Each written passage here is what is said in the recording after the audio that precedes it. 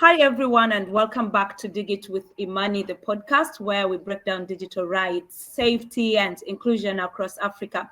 Today, we're diving into a powerful conversation about technology-facilitated gender-based violence or technology-facilitated abuse, especially as it affects marginalized community, people who are already fighting to be heard and seen in both online and offline spaces.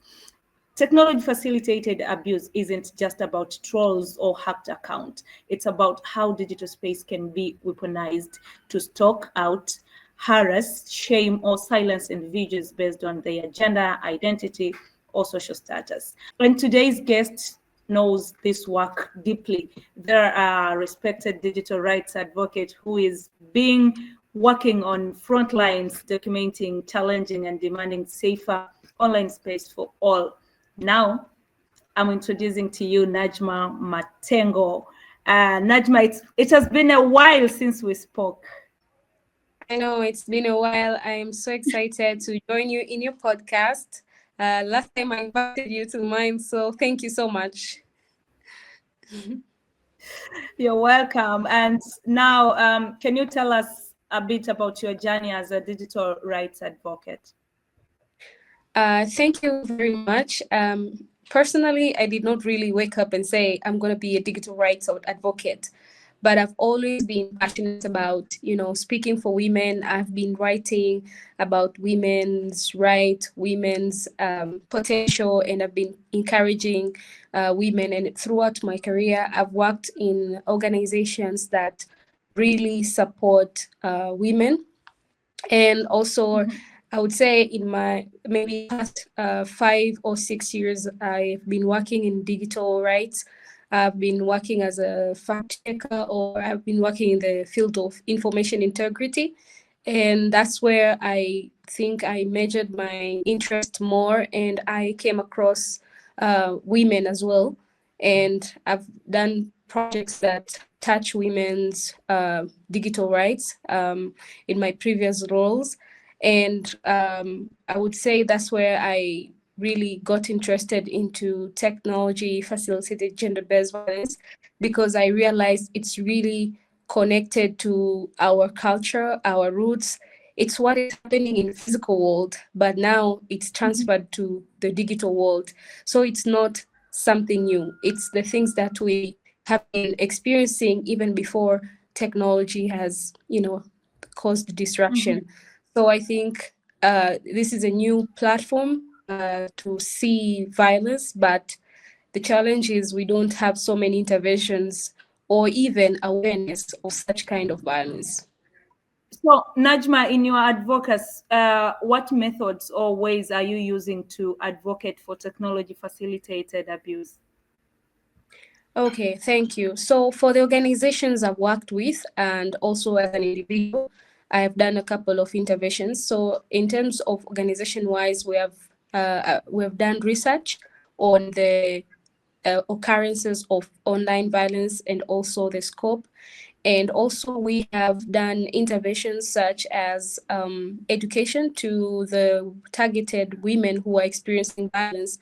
And we've seen that women in politics and women journalists experience more violence than any other kind of women online, because maybe these are the ones who are using their voices, they are speaking for the women's, but also according to research, maybe it's because of the patriarchal structures. Women are not supposed to be standing in those roles. So when they stand in those roles, something else, happen, or the backlash happens. So on an individual level, I've been invited to speak in different platforms, conferences, to speak about technology facilitating gender-based violence, also about, women's rights. So I would say on my advocacy levels, I think I've addressed both as an individual and organization level. But most important is creating awareness of this issue and try to educate women how to stay safe online, because there are tools on the platform level, but there are also other interventions for safety, the laws, the system. Yeah. Najma, that's really, really remarkable job, and hongera sana. I know you also are working with young people, so I would love to hear from you, from your experience. To what extent do young people experience technology facilitated abuse? Of course they do, but I would say maybe because the world, or we have not categorized people, young people, as marginalized. Maybe that's why there's no so much focus on young people experiencing violence online, but they do. Actually, I think because I worked in misinformation, information integrity, I think young people experiencing more of theft online. They lose a lot because, I think maybe 2 or 3 months ago, when you search the most trending word in Tanzania, it was jobs, ajira. Yeah, So yeah. you find, like, so this is the most common searched word in the country. And most of the people who are searching, of course, they're young people. They're looking for jobs. So they end up in the wrong arms. And I think we don't have enough research to see how many young people are losing money online. Some of them join fake betting apps. There's so many fake betting apps. There's Bitcoin platforms. So there's another form of exploitation. People lose money online because of, actually, we can all ground this to education. They don't know anything about it. And so that is one form. But in another way, if you look at women naturally, even before going online, when you pass through the street, somebody can just say a word at you, hey, look at her. Now Yeah. imagine online, you've just posted yourself with your new hairstyle or your body, whatever it is. People will say something that is not really nice or, pleasing. So that is there. So what I think we need to do is, as young women, or how do you protect yourself online? What are the risks that we should know, the risk that comes with online exposure to the internet? The thing is, we don't really know. But I think women are more, at risk compared Exposed. to Yeah. the other groups. Okay, from your work and advocacy, what are the common forms of technology facilitated abuse you have seen happening to people, especially in marginalized communities? Thank you. So from advocacy and also from the research, I have seen that women experience more misinformation, actually disinformation, not misinformation, because misinformation is unintentional. Yeah, yeah, Disinformation is intentional spread of false information. So women experience disinformation. They also experience cyber hate, trolling, and bullying. And that bullying involves body shaming and things like that. So I can give examples of example, maybe Zuchu, you know.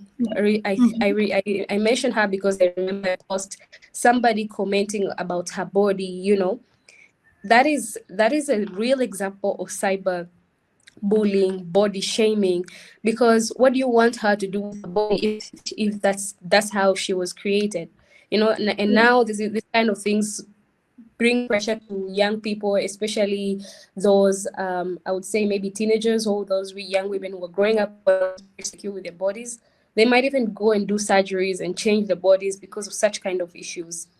So I would say, so when it comes to disinformation campaign, we see that in women politicians, where there's false, not only politicians, even women who are, doing advocacy, who are very loud in the country. For example, in Tanzania, we can see the AI being used against to create false information. And you know that in a country, not everybody is aware of AI. So people will easily believe a video of maybe Maria Saringi doing something, and that tarnish their image. It tries also to silence their voices.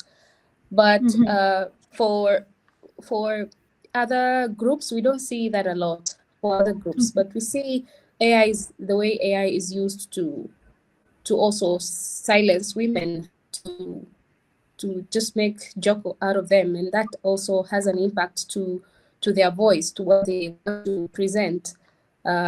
We can see in research saying that many women are being silenced by such kind of campaigns. Najma, I know you have been interacting with the victims who have experienced online gender-based violence, technology-facilitated abuse. Can you share a story or tell us about how technology-facilitated abuse can affect someone's safety, dignity, or even livelihood? Well, I think the quick example that I can think of, I think I have two examples. One is, I think a Diwani is a woman like in Tanzania. Yeah. I met a certain Diwani, and she explained how she was not really she did not really face that online, but she faced it within her family. She was not they did not really support her to contest for that position. Because she faced that backlash in the family, rumors were spread also within the party that she's not capable for that position. So I've also seen how that information, the information circulating between WhatsApp groups, and then it affects her. But she continues. This is something she shared. She was able to continue with the contesting for the position, but that really affected her health. She had to go to be admitted to the hospital because of that, because she faced backlash at home, and then rumors were spread online because of that. So you can see how internet can just make this thing detrimental to women. Another story is, I always like to share this. I think I've shared this in many platforms. People know it. I met a woman in Arusha. She's from the village. She works with the government, and ni mjumbe wa serikali, something like that. So she received a message. She doesn't have a smartphone. She received a message that she can get this something. She wanted she was sold something. She was expecting to receive a something, but she was supposed to send money. These messages that we were all told to send money. So she went and sent money, and she never received her. Yes, she never received her parcel. So she called the parcel, and they agreed that she would receive the parcel, but she never received the parcel. And because now, for me, now what I look at is the effect of not just losing money. She's married. She's a Maasai woman, and she said this with her words, that my husband will kill me if she knows that I've lost this amount of money. So what she did, she had to sell 2 kettles to be able to recover that money that was lost. That story really reminded me that technology facilitated by gender-based violence is not only around politics, but also it's not only around women who are just out there bold speaking. It's also affecting these marginalized communities, women who are in remote parts. Maybe they don't even have smartphones, but they are not aware of what can happen, with their phones. They can lose anything and things like that. So I think those are the kind of stories I can share for now. Thank you so much for sharing this with us. It's really, really impactful, and I hope it will help someone out there, and it will be kind of a lesson. Like, sometimes we learn from the experiences. In your view, Najma, what gaps exists in how the society, tech platforms, or even governments are addressing technology-facilitated abuse? Number one, I would say the gap exists in knowledge. The women themselves, they are not aware of what constitutes technology facilitated gender-based violence. They are not aware.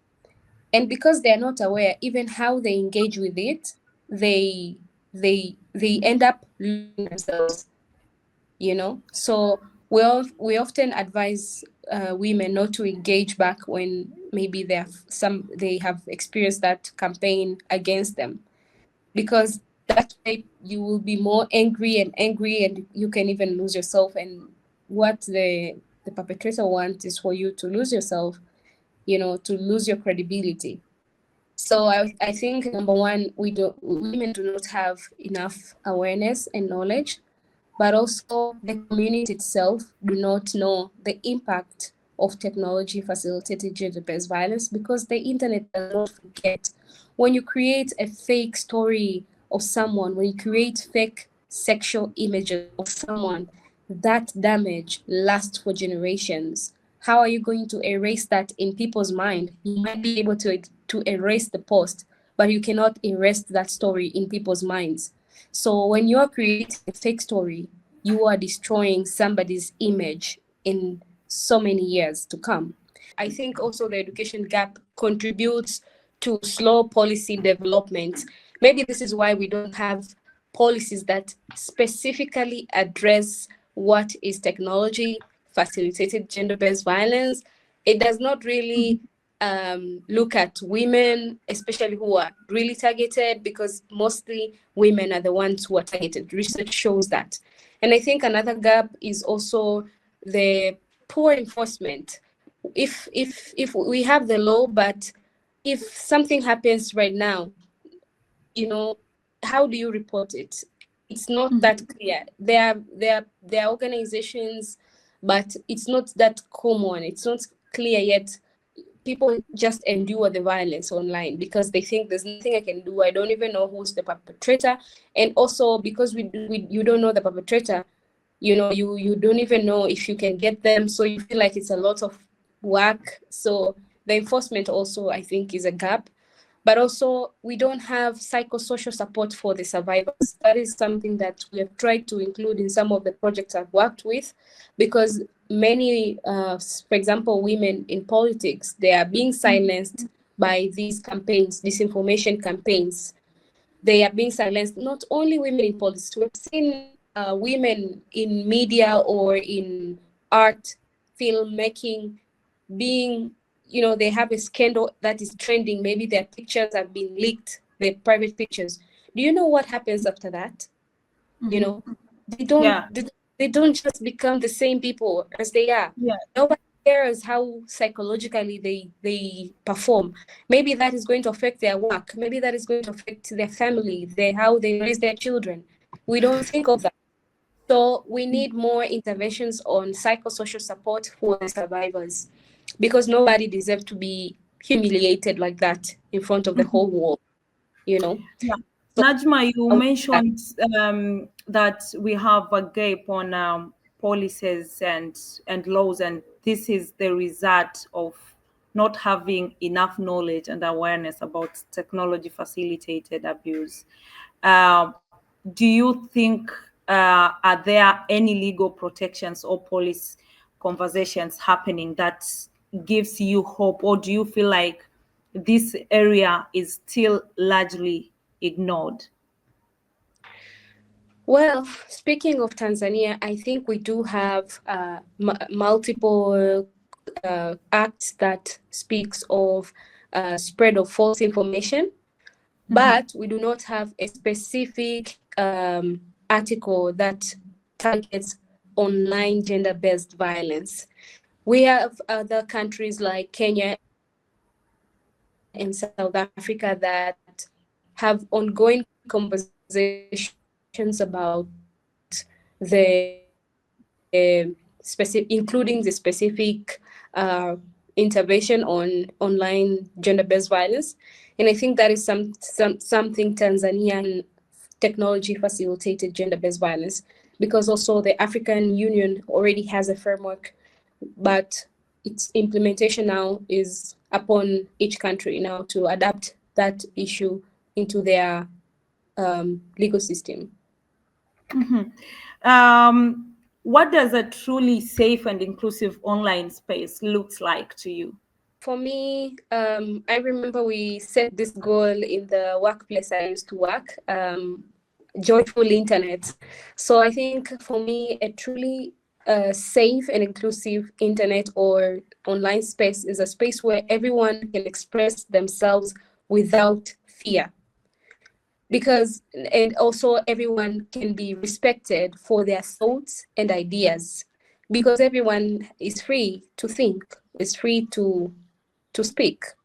So exercising such freedoms in online space without any fear, any worry, that is really a safe internet or safe online space for me.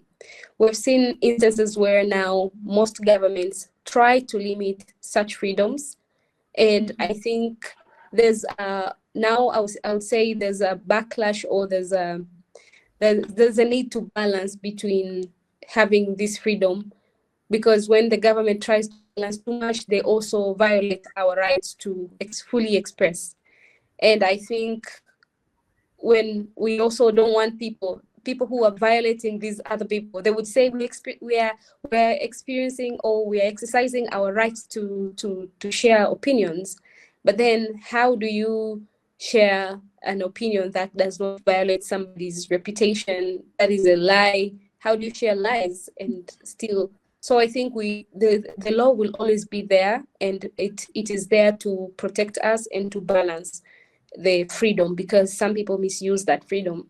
Restless development and the digital rights and health program, they have this part of where young people have to sign the keep it safe pledge. So my question to you is, why is something like signing a pledge for safer online space is not just a symbolic but meaningful?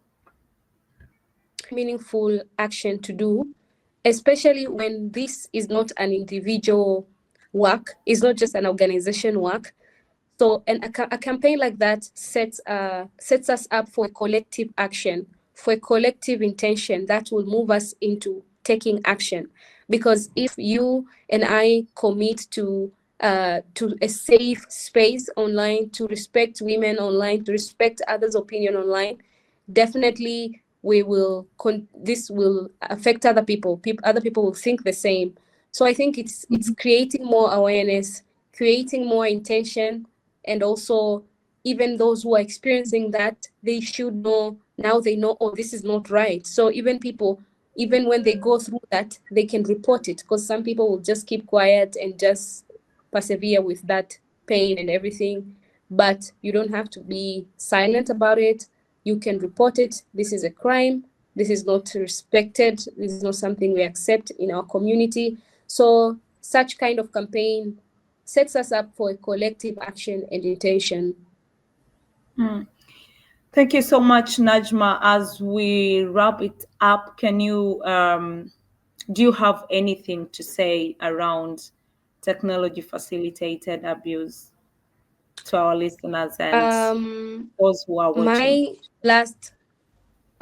My last word would be to the women themselves.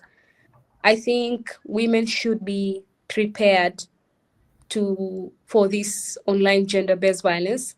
We will do advocacy. We will wait for the law to be there to protect us. But how do we protect ourselves as women online? We need to know the tools that comes with each platform. If you're not on TikTok, you're on Instagram, you're on Twitter, how do you know the tools that protect you? Do you know how you can block somebody? Do you know if you can restrict people from commenting from your profile? Do you know you can restrict people not to say certain words in your profile? So there are kind of so many things that you can do to protect yourself online. You can also even deactivate your account for some time. You just don't want to be searched or seen. So there are a couple of things that you can do to remain safe, to remain at peace at home. You don't have to go through it alone. There are communities that you can join and share these kind of things. There are organizations here in Tanzania that are working towards a safe internet. So that would be my last word. Let's work together. Let's be the community, and let's not be silent about it. Thank you so much, Najma, for sharing your insights, experience, and heart with us today.